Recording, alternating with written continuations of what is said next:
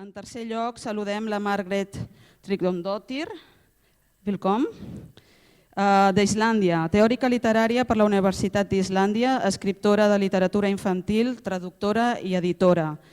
Membre del BINGI, Parlament Islandès, del 2009 fins l'any passat, pel moviment ciutadà, nou partit polític format el 2008, després de la Pots and Pans Revolution i la fallida econòmica.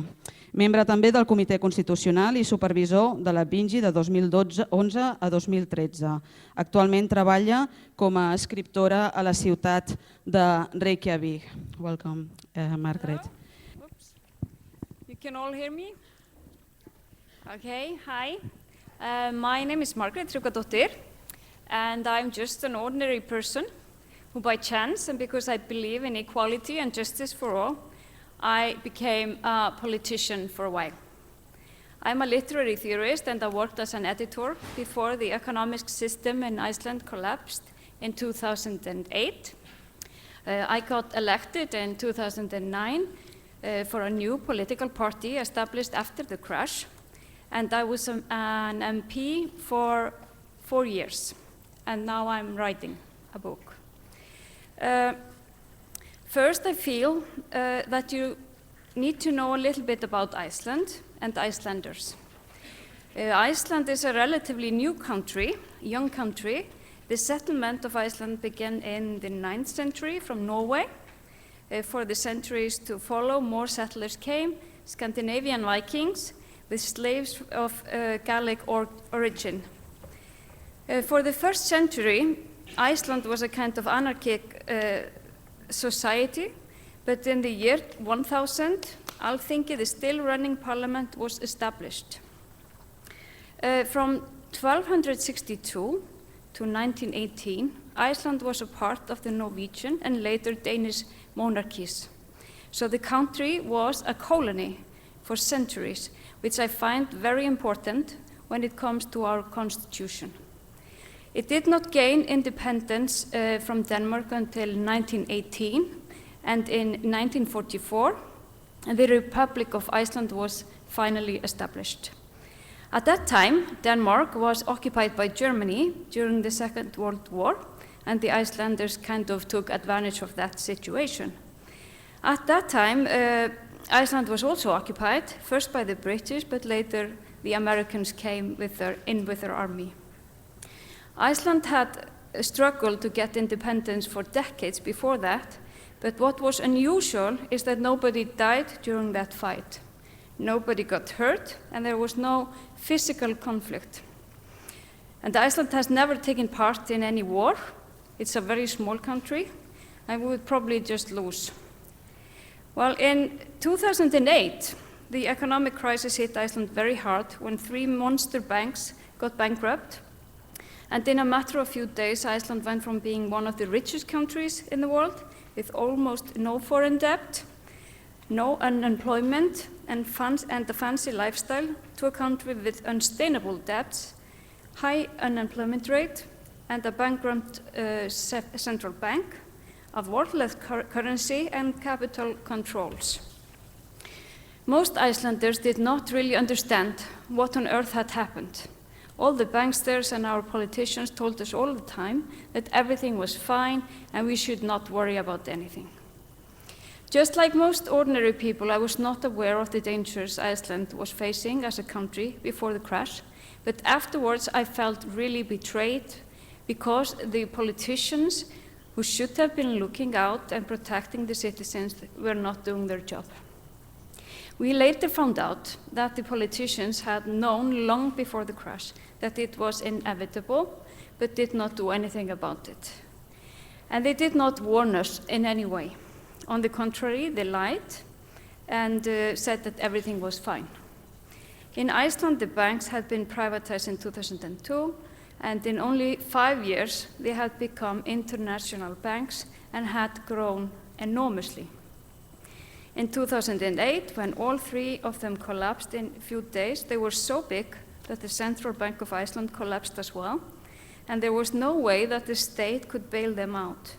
Just to give you an idea of the size, Iceland is only a small country with only 320,000 inhabitants. All 3 banks' failings are on the list of the 10 biggest bankruptcies in the world since 1920. So we have 3 out of 10 of the biggest bankruptcies in the world. This has, of course, been very, very painful for the people of Iceland. The unemployment rate rose enormously. People who had jobs got less paid. The inflation rose tremendously, and that did not only result in higher prices, so it was more difficult for people to make ends meet. Most of the mortgages were linked to the inflation in an inflation index. So that when the currency fell, a person who borrowed maybe 20 million Icelandic kronas to buy a flat suddenly owed 30 million kronas, even though they had paid every krona they were supposed to. When some people had loans linked to foreign currency, and their situation was actually worse. A 20 million loan was suddenly 40 millions. How could something like that been allowed to happen? Who were the politicians working for? Was it a coincidence that the politicians and the political parties had received huge amount of money as support from the banks and the banks' owners? Of course not. I decided at that time to devote at least 1 hour of my time every day to what I called post-crisis issues. That included going to meetings, demonstrate, write an article, and finally I joined a new political party that demanded justice, transparency, and to cut the link between the politics and the business, and last but not least, a new constitution.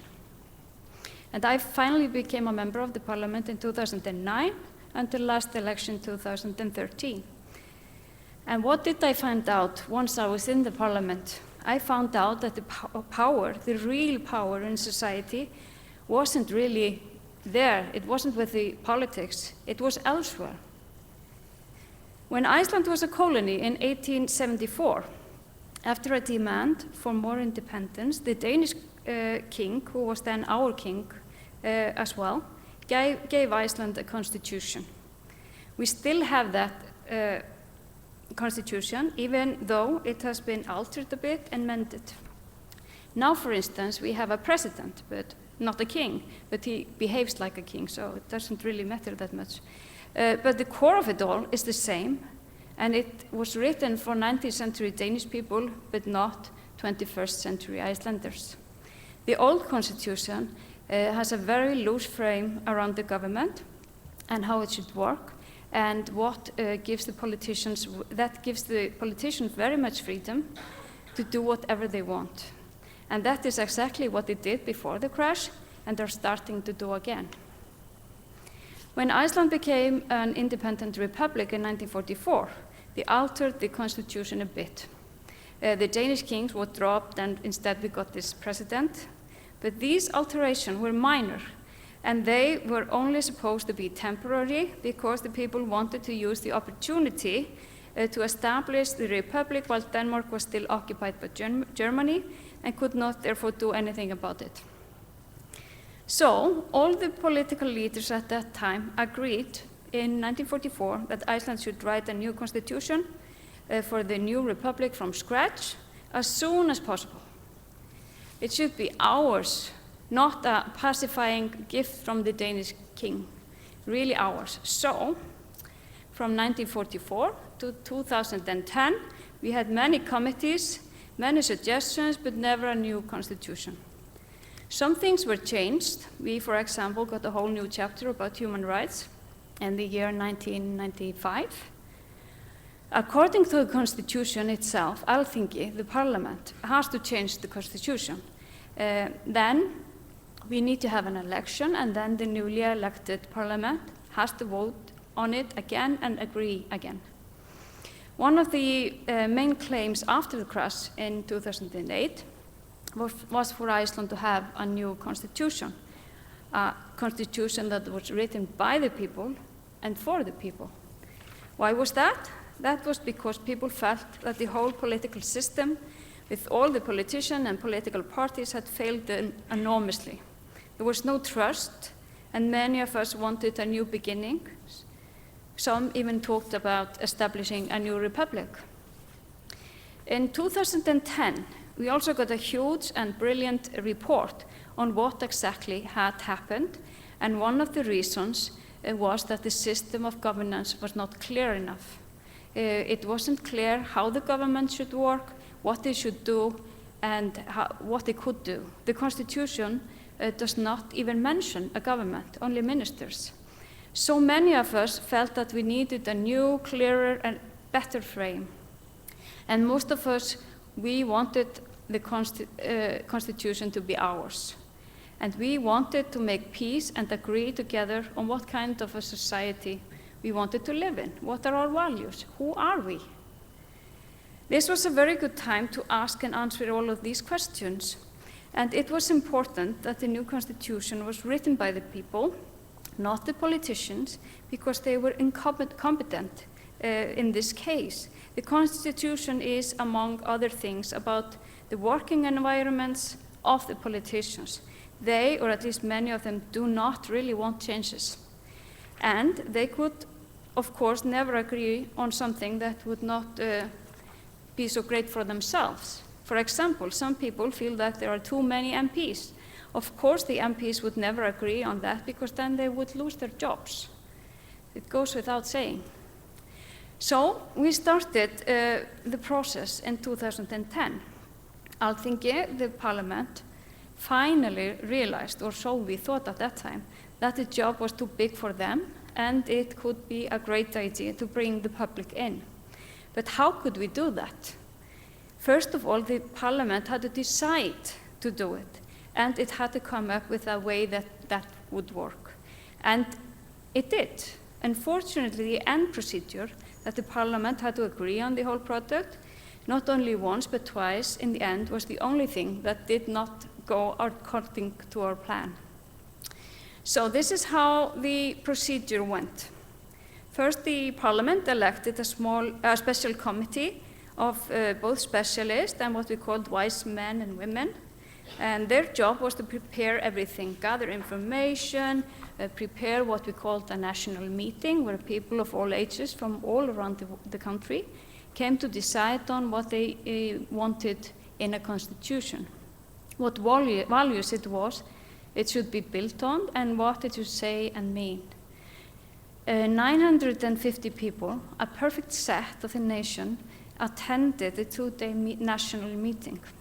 People were selected with a draft, but it was ensured that the participants represented all age groups, men and women from all around the country. The Constitutional Committee then extracted all conclusions and wrote a fabulous report in 2 volumes. In the next phase, we had elections to select 25 people to be on a constitutional congress to actually write a proposal built on the conclusions of the national meeting for 4 months. Here we had our first major problem.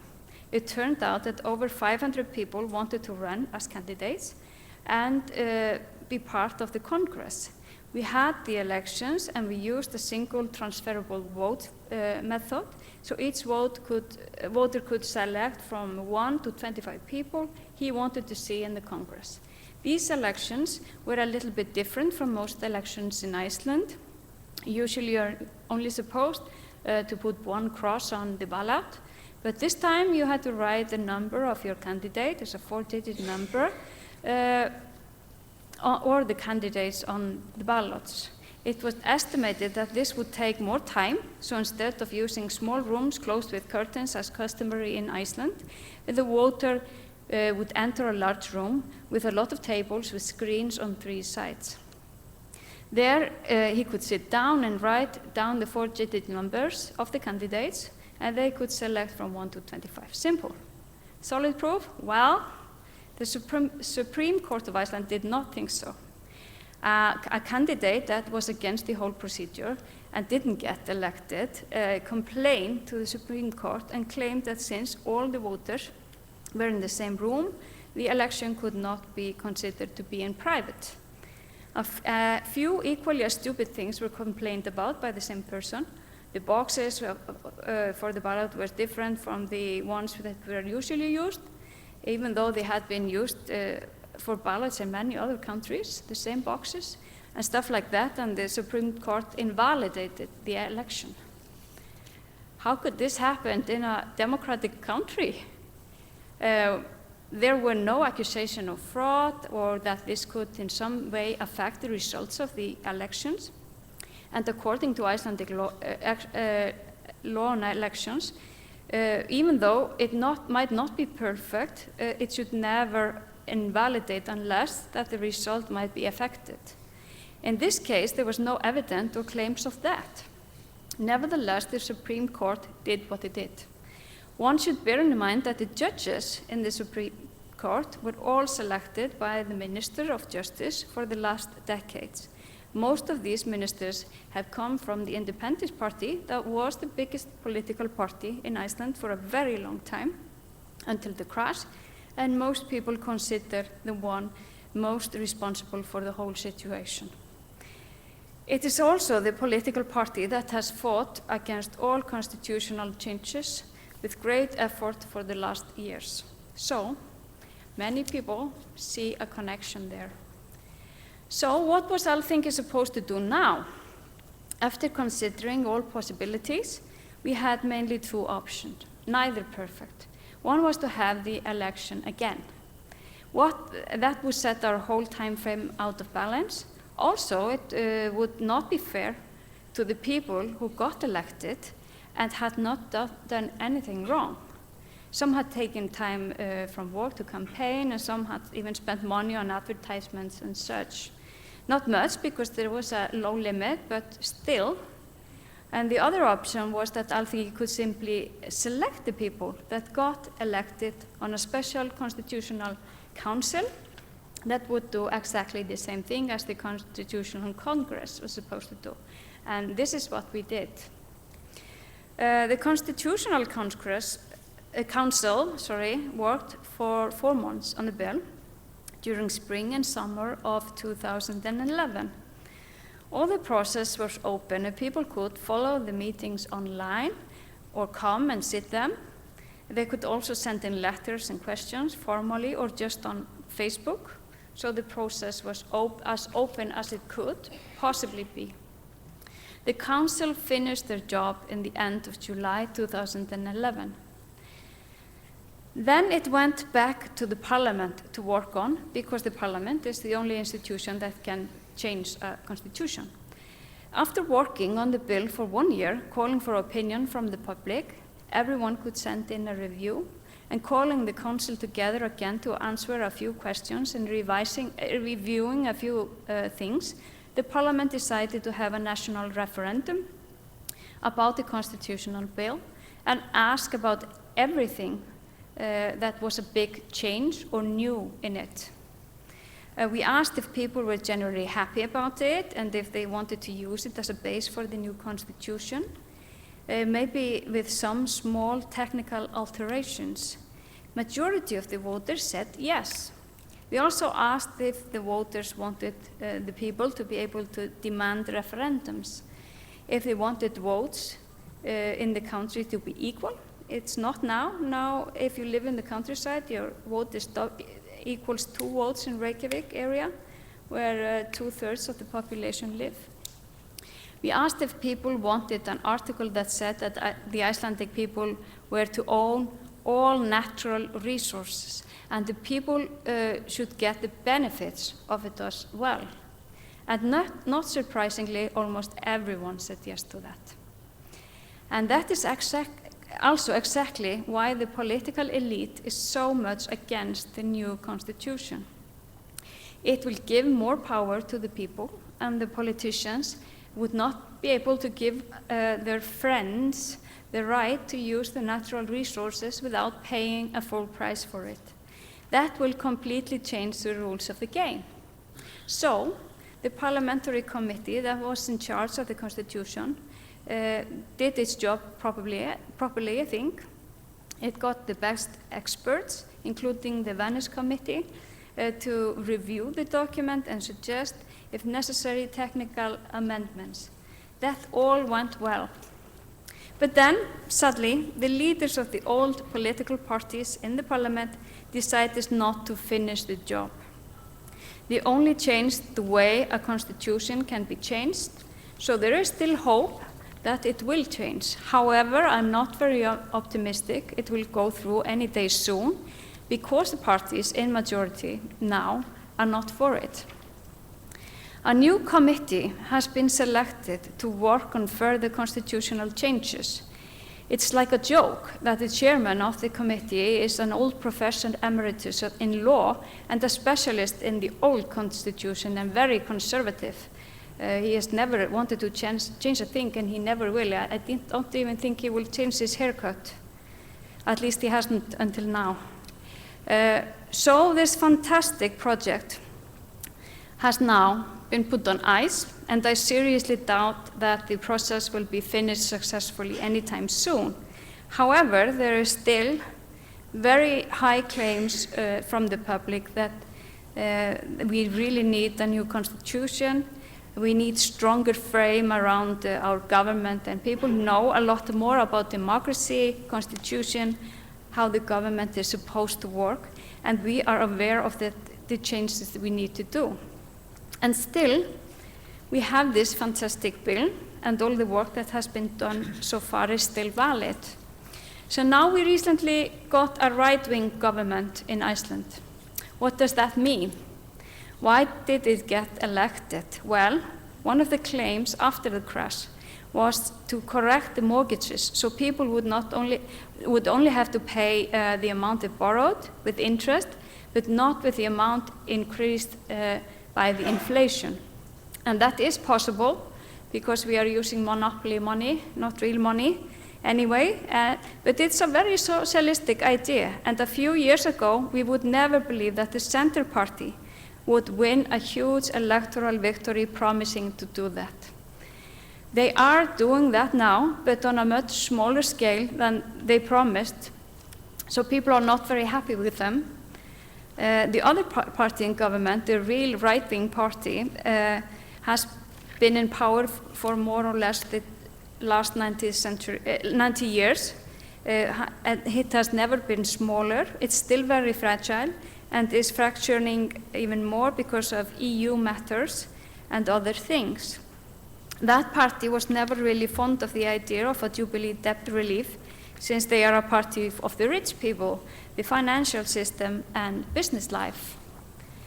The last 4 years before that, we had a left-wing government, Social Democrats and Left Green. In 2030, they got less than 25% of the votes combined, so they lost really badly, partly because of the bad ending of the constitutional affair. But what did it mean to have a left government at times like that? What did they do? Well, they followed the IMF program very, very closely. They cut down on the social system, education, and healthcare. They accepted to pay Britain and Netherlands incredible debts from one of the private banks that failed.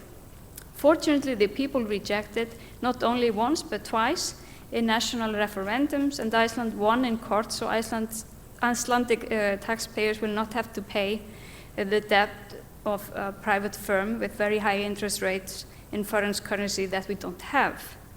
But the left-wing government wanted us to do that. Why? And they also let the creditors of 2 of the fallen banks take over the newly established banks. They are now owned by hedge funds with no conscience that just want to make as much money as quickly as possible. And they try to collect as much of the household debts that have increased so much for the last years and have no sympathy for the people.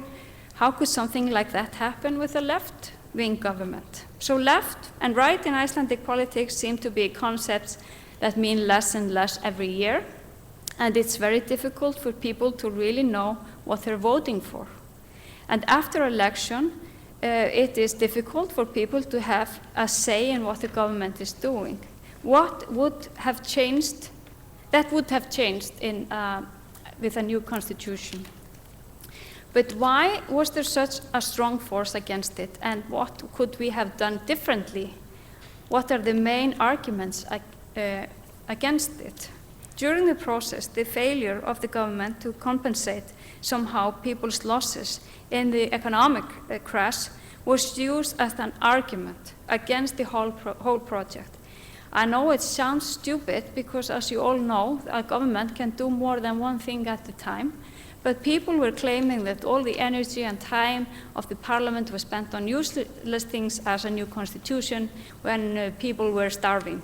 People were not actually starving, but this was still a strong argument against the process, and of course a lot of people did not really understand or agree that there was a need to change. Another argument that was strong was that that we were only changing the constitution to be able to join the EU. Iceland applied for EU membership in 2009, and if we were to join, we would have to change one article in the constitution, not to rewrite the whole thing. But conspiracy theorists, of course, saw a connection there. For many who are against Iceland joining the EU, this was also a strong point, even though most people did not really believe in this theory. But the biggest reason for the bill not to go through is also the biggest reason for why we really need it, and it's the article about our natural resources. And it starts like that: Iceland's natural resources that are not private property shall be the joint and perpetual property of the nation. No one can acquire the natural resources or rights connected thereto as property or for permanent use, and they may not be sold or pledged. I believe that this is the real reason that the bill did not go through.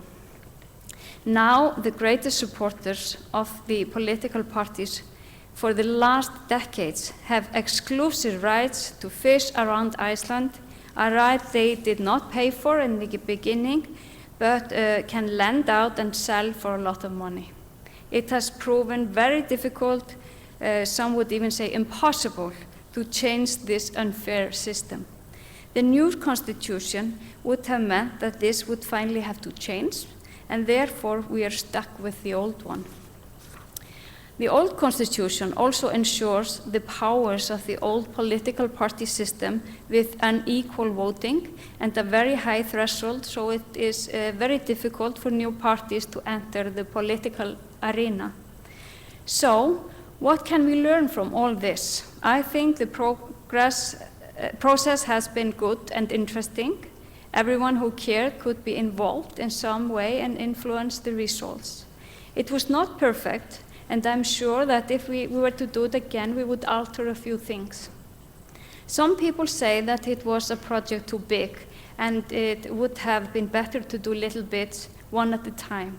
Well, that was what we have been trying to do since 1944, or sooner, and it has not gotten us very far. It is also so important for people to make pressure on politicians.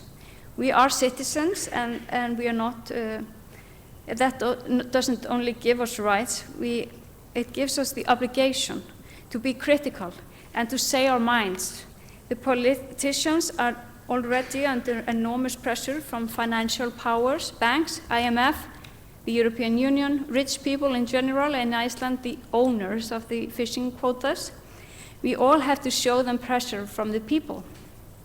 They have to feel it, otherwise we cannot expect a left government to behave like a left government or a right-wing government to behave like one. The whole political system is outdated and not in balance with the world we live in. That can give us great possibilities, but it can be equally as dangerous. So watch out and get involved. Democracy is in our hands. Thank you.